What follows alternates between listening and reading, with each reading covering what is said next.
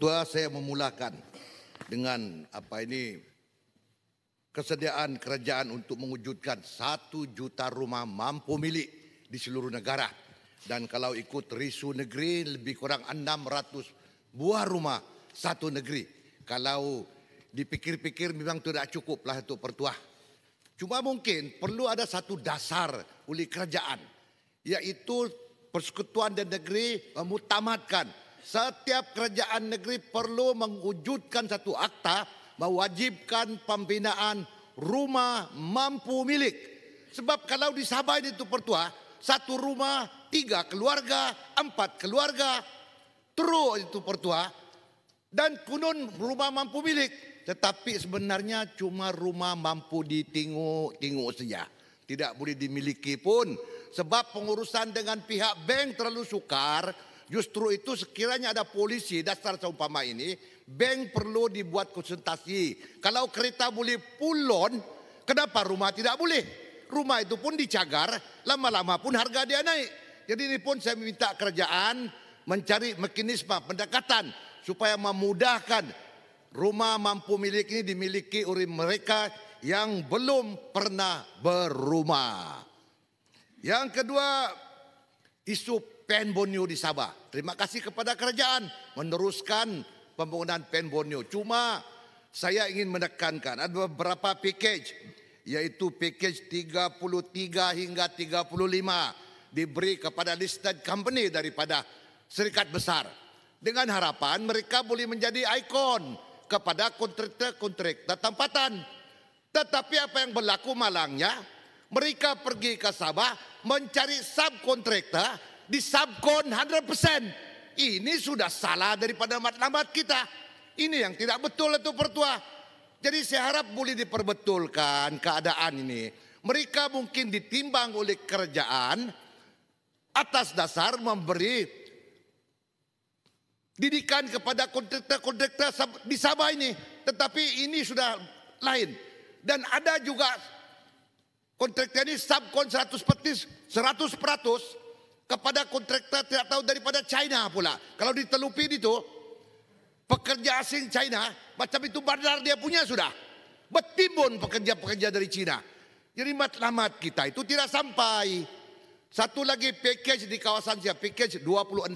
Saya tidak tahu siapa yang dapat, tetapi side office pun belum dibuat dan jalan sana berlubang-lubang menyebabkan pengguna jalan raya kesukaran untuk melalui jalan raya.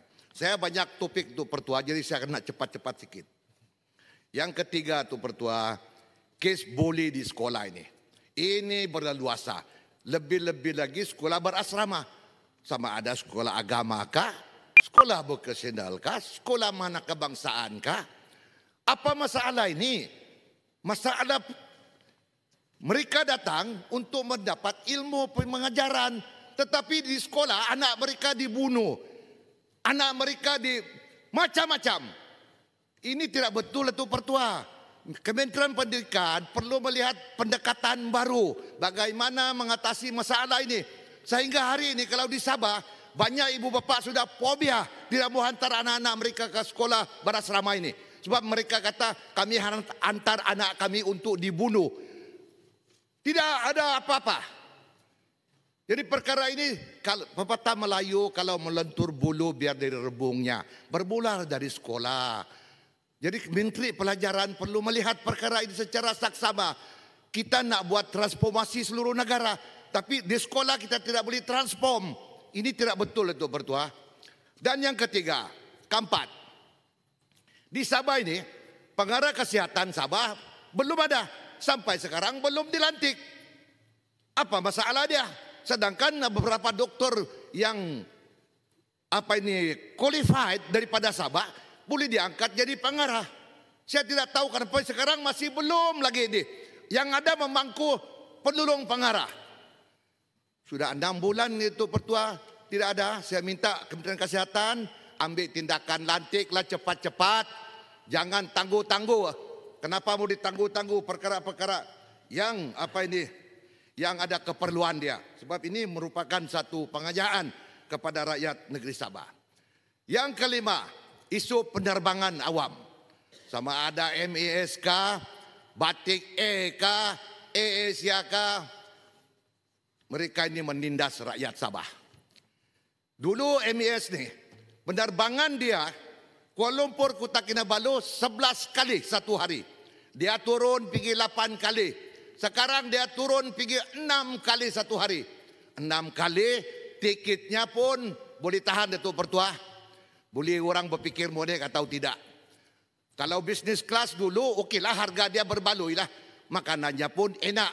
Sekarang ini makanannya Datuk Pertua dia green curry. Greennya pun tidak nampak, karinya pun tidak terasa, tidak sedap langsung. Tetapi harganya meningkat. Ini saya pun tidak tahu. Kalau dia tukar untuk menyesuaikan keadaan boleh tukar tukang masak, tukang supply dia. Tapi biarlah ada tes. Saya Datuk Pertua terus terang. Saya masuk, saya kapal, saya tidur. Saya tidak mau makan pun. Lagi saya makan, lagi saya bid mode. Tidak bagus, tidak sedap langsung makanannya. Nah, ini masalah yang kita hadapi. Lagi Datuk Pertua, ini hospital di Sabah ini. Kota Kinabalu kah, Sandakan kah, Tawau kah, Datuk kah. Hospital ini orang datang untuk berubat, untuk menyihatkan badan. Tetapi dia punya kesesakan.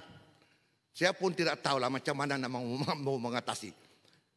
Kalau saya tengok dia sakit sana dalam kategori kalau 10 mungkin 5, masuk hospital jadi 11.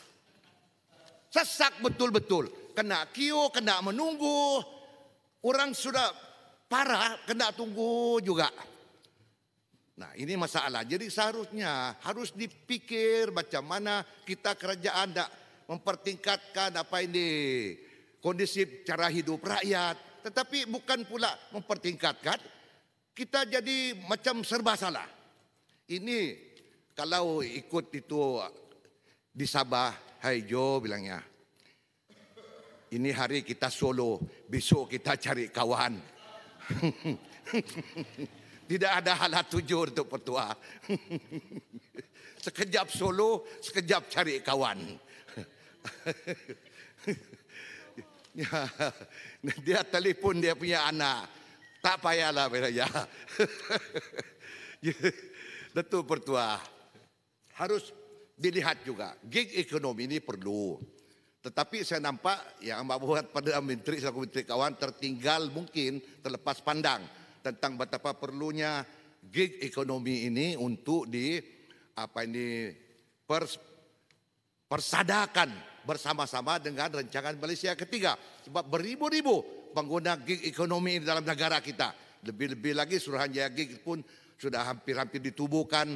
Dan ini perlu untuk memastikan bahawa mereka juga mengharapkan bantuan daripada kerajaan tentang halat tuju bagaimana untuk meletakkan gig ekonomi ini selaras dengan ekonomi-ekonomi yang lain.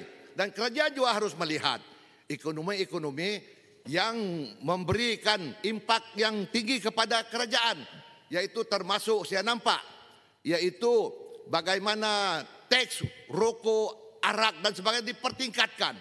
Tetapi kerajaan harus tahu bahawa arak haram, rokok haram diseludup begitu berleluasa. Dan ini tidak mendatangkan apa-apa ekonomi kepada kerajaan. Saya tahu mereka ini, sindiket ini memang berleluasa di seluruh negara. Dan mereka menaut berbilion-bilion keuntungan. Saya bukan menuduh agensi-agensi kerajaan kita tidak tulus. Tetapi kalau satu bulan 30 kali dia dilepaskan, yang ditangkap 1 kali 2 kali macam dummy siap. Yang 28 itu sudah berlalu. Dan jadi seharusnya saya suka dengan tindakan pengarah penguatkuasaan kita punya sempadan ini.